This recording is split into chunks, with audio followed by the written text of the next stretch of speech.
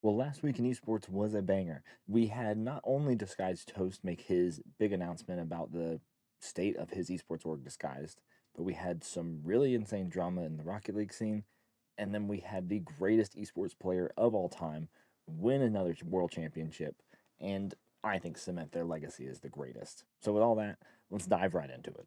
Baker, what was that? Cloud9 are your E-League Major champions!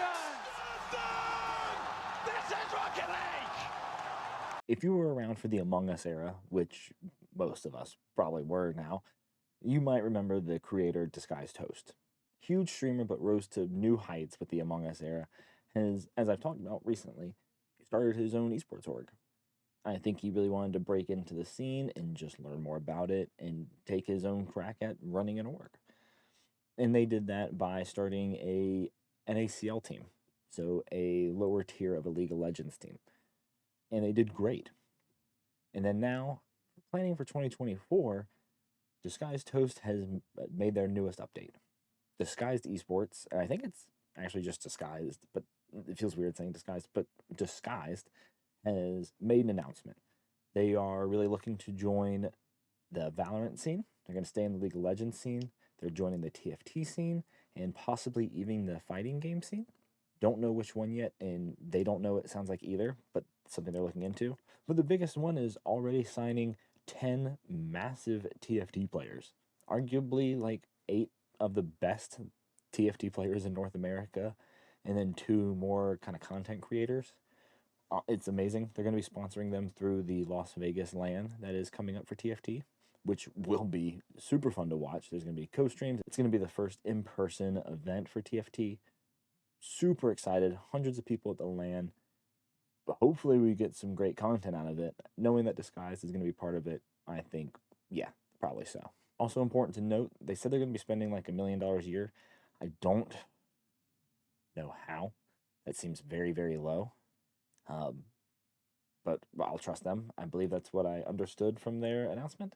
But they did also have one profitable month last year, which is great. That's a big step in the right direction for esports. But if you want to support them, I think Disguised Toast is doing something with a Patreon for the org where you can join like their board of creators, et cetera, et cetera. And also they have merch, which is very, very expensive. In case you want to support them, it's going to cost you a pretty penny because I tried. I own a lot of esports merch. It's expensive. Super fitting this week that I have decided to wear my WCB hat. Probably should stop. I should probably stop supporting the organization as a whole, or at least the people who run it. For some context, Kansas City Pioneers used to run women's carball, and they were late on a ton of payments, really weren't even helping run the league, it felt like. So everyone had a huge sigh of relief when G1, or Gamers First, came in, decided, okay, we'll run it right. Now G1 runs WCB, but G1 has been struggling. All year they've been kind of late on payments, and now it's been what feels like a couple months since the World Championship that my team participated in, on top of 7 other teams, and none of us have received payment yet. It's kind of amazing that Gamers First is not putting gamers first. There's been plenty of communication through the women's carball Discord. We have a thing that's just for like the coaches and players of the league. And obviously, those of us who are at the World Championship are waiting to get paid. All of us are owed money. We've been promised several times that the money's coming on Monday. They've been promising that for weeks, and it keeps being a different Monday. They've blamed everything else but themselves, it seems. Don't know what else to expect. At this point, WCB does not feel like it can be run by anyone that's not like an actual sponsor of the game, like Psyonix or Epic. It feels like we need real intervention and a real entity to support it, because these orgs are not being held accountable and are not doing what they're supposed to. I guess it's hard to imagine that an org should have some integrity and pay their players and pay the people who compete in their tournaments. I guess that's just a big ask nowadays. And it all comes to an end. And at the end of the day, all roads lead to Faker and T1. T1 absolutely demolish Weibo Gaming 3-0 in the World Championship for League of Legends to take home the World's Trophy. This is Faker's 4th trophy. Is there a better player in the world? No. Is there a better player in all of esports? Probably not. Okay, an unbelievable season from T1 to think that they had Faker go out with an injury and then were perhaps the worst team in the league. Faker comes back, gets them to Worlds, carries them through Worlds, and then team plays their best league that we've probably ever seen the last 2 series to take them to winning a world championship. Congratulations to T1. What an amazing season, year, and honestly achievement for the whole org. Faker's the GOAT, but also huge props to Zeus for absolutely gapping the Shy. Cadrill's in tears, whatever, Zeus supremacy. Owner, demolishing everyone. Kiria and Gumayusi in the bot lane. It was all 5 players outperformed everyone else in every game they seemed to play.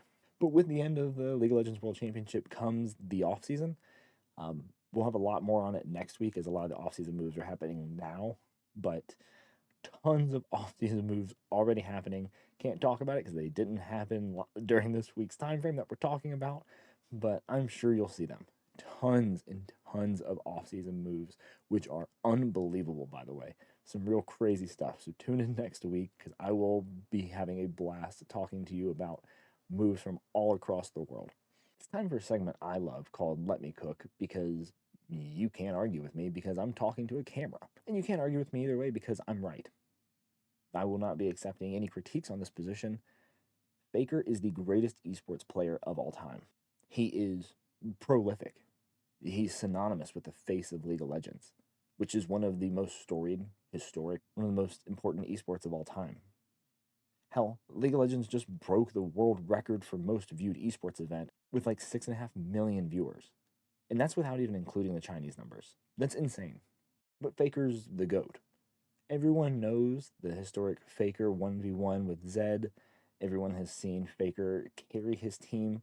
We've all seen the historic stuff of him barrel rolling on stage, or him in tears, or him looking over at his teammates in tears. In this year, he led his team on an unbelievable storied run to the World Championship, where they crushed the World Championship, and Faker takes home his 4th World Championship trophy. That's unbelievable.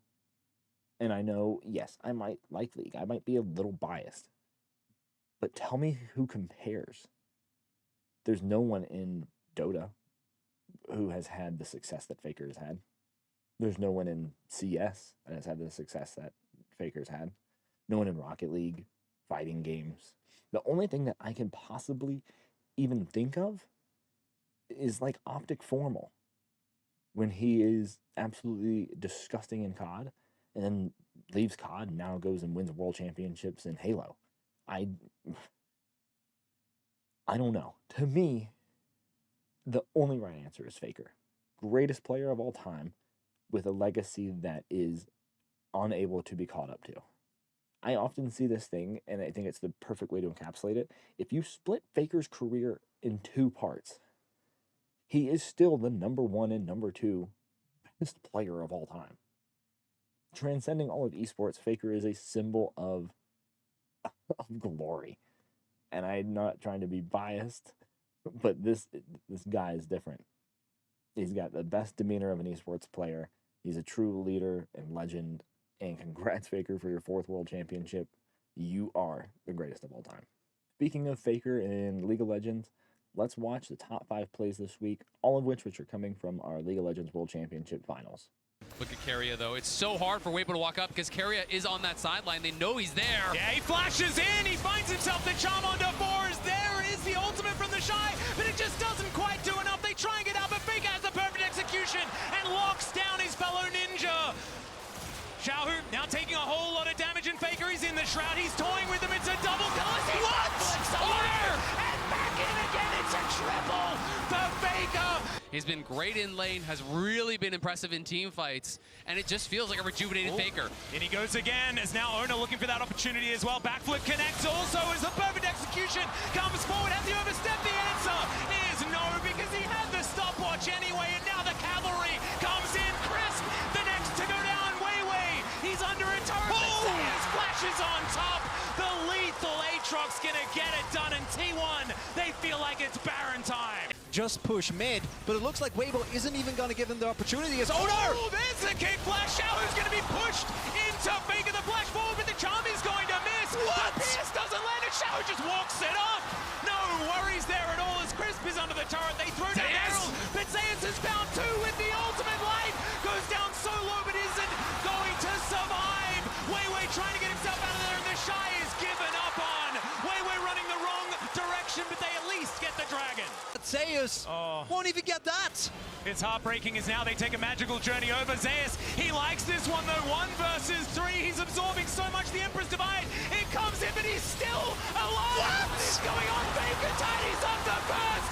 Everyone's just exploding as Weiwei trying to get something done, but it does not matter. First, the SKT legacy has been reignited. T1 will be your 2023 World Champions.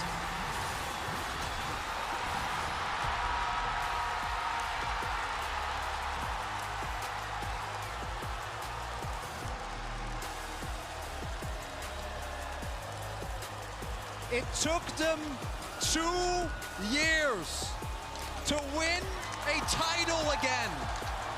As always, thank you all so much for watching. It means a ton to me. Happy Thanksgiving to the Americans this week. That's like in 2 days. Have fun, spend time with your family, and be ready for next week. Next week, we're going to talk a lot about the off-season. It's the off-season time for most esports. So I'll keep you up to date on all the drama, all the moves, everything you need to know about, because there is still tons to talk about. So have a great one. Thanks for watching, and GG's.